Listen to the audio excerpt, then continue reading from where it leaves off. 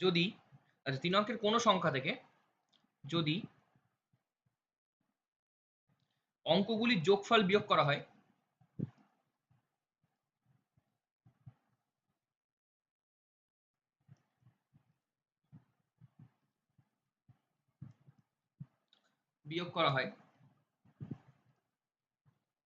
তবে বিয়োগফল সর্বদা হবে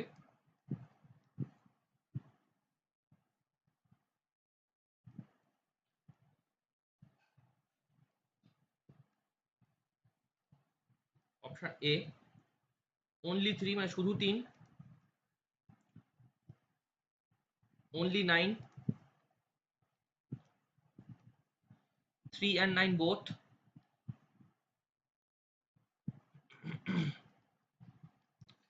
আর হচ্ছে 3, 6, 9 এই কটা। আচ্ছা বলো কি করে করবে। সংখ্যাগুলো আমরা 3 অঙ্কের সংখ্যাকে ধরছি এক্স ওয়াই জেড, ঠিক আছে। হুম, তাহলে এদের এই সংখ্যাটা ফর্ম করেছে কি করে, 100x plus 10y plus Z, এটা আমার মূল সংখ্যা যেটা ফর্ম করেছে। সেখান থেকে অঙ্কগুলোকে বাদ দিতে, অঙ্কগুলোর যোগফলকে বাদ দিতে বলেছে, X plus Y plus Z. তাহলে কত হচ্ছে 99x প্লাস 9y, আর জেড জেড কেটে যাচ্ছে। এই যে সংখ্যাটা বেরোলো এটা কোন কোন দিয়ে ভাগ যাচ্ছে, 9 কমন নিয়ে নাও, 99 থেকে 9 কমন নিলে এখানে 11x প্লাস ওয়াই, এটা ডিভাইডেড বাই কত, একটা 9 দিয়ে ভাগ যেতে পারে, একটা 3 দিয়ে ভাগ যেতে পারে, অপশন সি। বুঝেছো?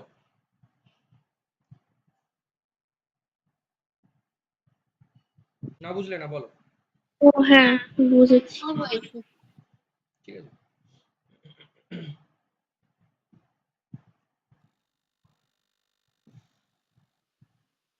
বেশ পরেরটা চলো, পরের অঙ্কটা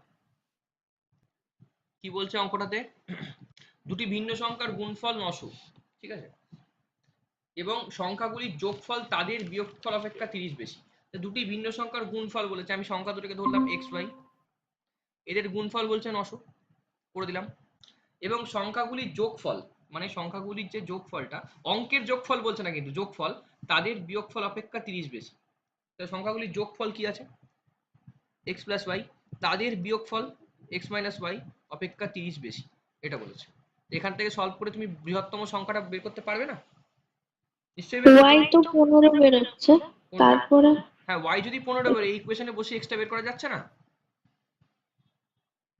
ওয়াই যদি তোমার 15 বেরোয়, এখান থেকে এক্স এক্স কেটে যায়, তাহলে তোমার কত আসছে, ওয়াই সমান 15 আসছে এই ইকুয়েশনটা থেকে। এখান থেকে তুমি ওয়াই সমান 15 পেলে, তো ওয়াই এর মান 15 পেয়ে গেছো, আর এক্স ওয়াই সমান 900 বলেছে, এক্স এর মান বের করতে না পারবে না। অপশন তোমার সামনেই ছিল, ঠিক আছে, তুমি জাস্ট লক্ষ্য করো যে অপশন কি করলে অপশনটার কাছে তুমি পৌঁছাতে পারছো। এই অবধি করে দিয়েছো মানে 80% ডান, তাহলে এইটুকুন বসিয়ে দিলেই অঙ্কটা কিন্তু হয়ে যেত, ঠিক আছে। তাহলে কি করতাম, এক্স ওয়াই সমান 900, তাহলে এক্স ইন্টু আমরা কি করতাম 15 সমান 900, তাহলে এক্স সমান হচ্ছে 60, এটা এই ছিল অঙ্কটা। কোনো ধনাত্মক সংখ্যার মান 4 হ্রাস করা হলে তার মান সংখ্যাটির অনন্যকের 21 গুণ হয়, সংখ্যাটি কত। ধনাত্মক সংখ্যা 4, তার থেকে x, তার থেকে 4 হ্রাস করা হলো, তারপরে কি হলো, এই যে x সংখ্যাটা তার অনন্যকের 21 গুণ, মানে অনন্যক মানে কি 1/x, তার 21 গুণ। এখান থেকে আমাকে x এর মান বের করতে হবে, তাহলে আমি কি করব, x - 4 সমান 21/x। এবার বলো মমিতা কি করেছো। হ্যাঁ ওটা তো মানে যদি সলভ করি এখানে 7 বসিয়ে, তাহলে মানে x সমান 7 ধরি, তাহলে করছি অপশন টেস্ট, আর যদি না করি তাহলে ওই সেই দ্বিঘাত সমীকরণ যদি হয় সেই হিসেবে করে। দ্বিঘাত সমীকরণ আমরা করবো না, সময় নষ্ট। আমি এবার অপশনটা বসিয়ে দিই, 7 - 4 সমান 3 আসছে, আর এখানে 21 এর যে তলায় x এর মান তুমি 7 বসাও, 7 3 21, দুই ক্ষেত্রেই 3 আসছে, তাহলে অপশন বি। চলো পরের অঙ্ক, এটা আমি করে দিচ্ছি, শিখে নাও এই অঙ্কটা। আচ্ছা তোমরা একবার চেষ্টা করে দেখো হয় কিনা, আমি তাও করছি এটা। 160 এর কতগুলি ধনাত্মক উৎপাদক আছে।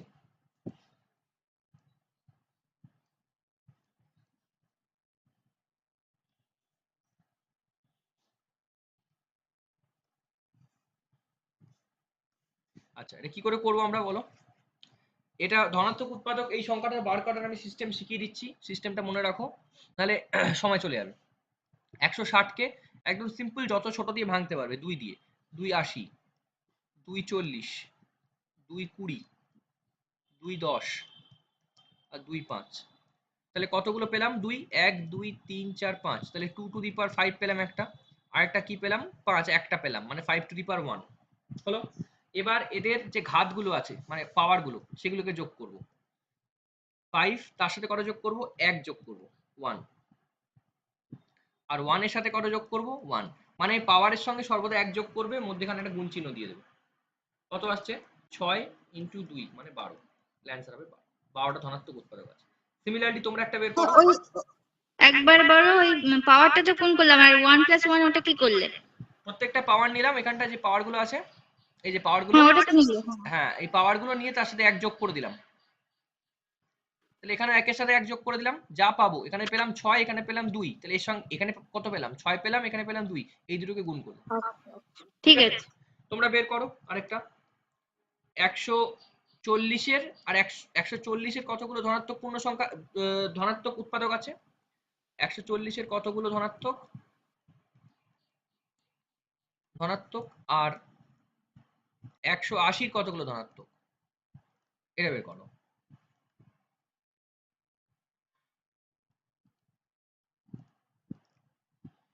মানে দুটো অঙ্ক আর কি, হ্যাঁ, ধনাত্মক ফ্যাক্টর আছে উৎপাদক।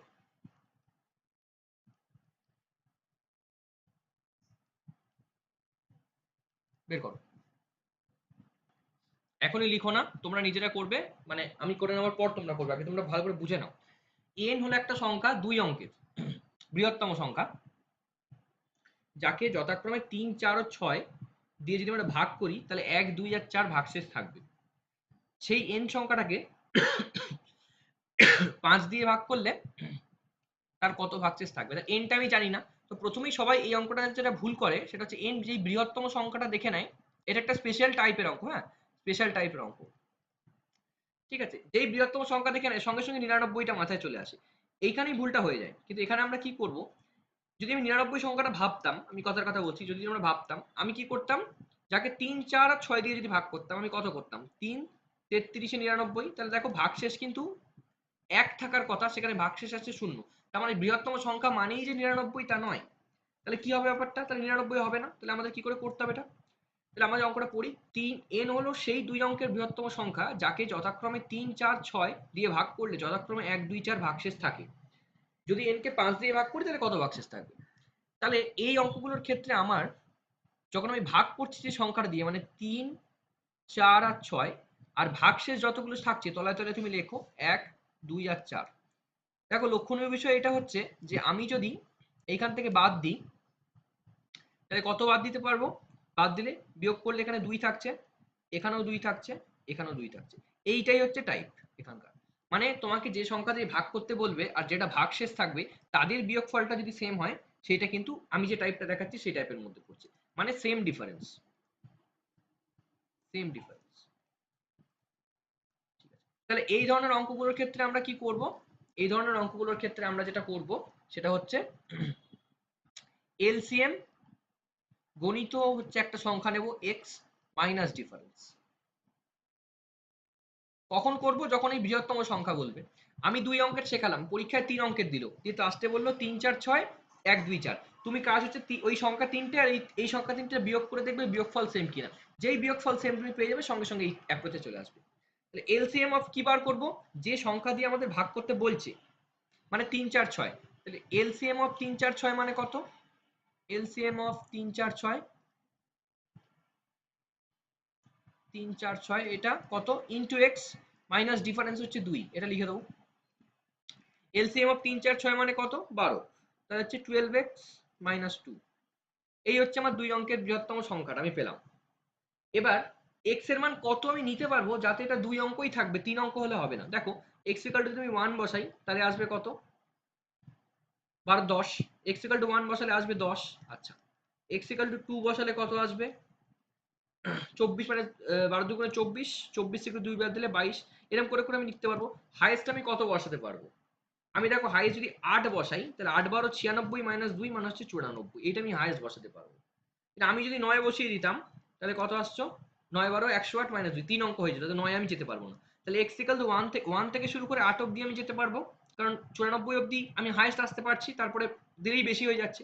তাহলে সংখ্যাটা কত? সংখ্যাটা হচ্ছে 94, x এর মান 8 বসি।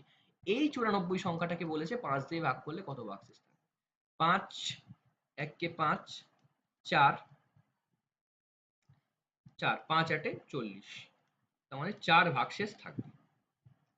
দেখো 4 ভাগশেষ কোথায় আছে অপশনে, দেখে নাও, আগের পেজে আমার অঙ্কটা আছে, এখানে আছে অপশনে। ঠিক আছে, বলো বোঝা গেল কিনা জিনিসটা কি করলাম আমরা? হ্যাঁ ঠিক আছে। ঠিক আছে তো? ঠিক আছে। বেশ, চলো আমরা এবার নেক্সট অঙ্কে যাব। এই অঙ্কটা তোমরা করো। আচ্ছা, 2 অঙ্কের কতগুলি সংখ্যা আছে?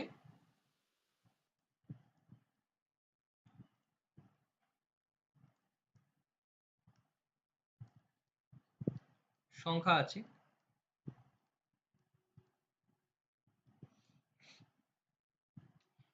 যার একক স্থানীয় অঙ্ক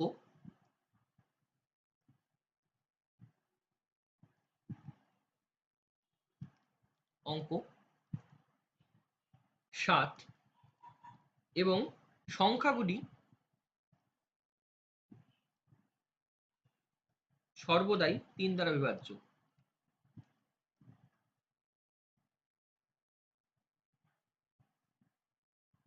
এটা করো। অপশন আমি দিচ্ছি 2 3 4 5। করো। কোন 2 অঙ্কের সংখ্যাকে তার অঙ্ক দুটির যোগফল, আচ্ছা, তারা গুণ করলে গুণফল 4 to 4 হয়। বেশ, আবার অঙ্কগুলি স্থান পরিবর্তন করলে যে সংখ্যা পাওয়া যায় তার সঙ্গে সংখ্যাটির অঙ্কগুলির যোগফল গুণ করলে গুণফল হয় 280। সংখ্যাটির অঙ্ক দুটির যোগফল নির্ণয় করো। এই হচ্ছে অঙ্ক। বেশ, তাহলে কি করতে হবে? ধরো সংখ্যাটির কি বলেছে, অঙ্ক দুটির যোগফল দ্বারা গুণ করলে, আচ্ছা, মানে কোনো 2 অঙ্কের সংখ্যাকে তার সংখ্যা দুটির যোগফল দ্বারা গুণ করলাম, মানে হচ্ছে এক্স ওয়াই যদি সংখ্যা হয় এটা দ্বারা গুণ করলাম, তাহলে কত পাচ্ছি? 4 to 4। ব্যাস, অঙ্কটা খুবই ছোট, এইটুকুনি অঙ্ক। তাহলে কি করতে হবে? এক্স ওয়াই একটা সংখ্যা আছে, গণিত, তার অঙ্কগুলোর যোগফল দিলাম, মানে এক্স প্লাস ওয়াই নিলাম। এখানে মূল সংখ্যা কি করে তৈরি হচ্ছে, 10x প্লাস ওয়াই, এরকম করে যদি করো তাহলে আসবে না। এই ডিজিটে করে দেখবে আসবে অঙ্কটা। এই ধরনের অঙ্কগুলোকে এই ডিজিটে নিতে হবে। বেশ, 4 to 4।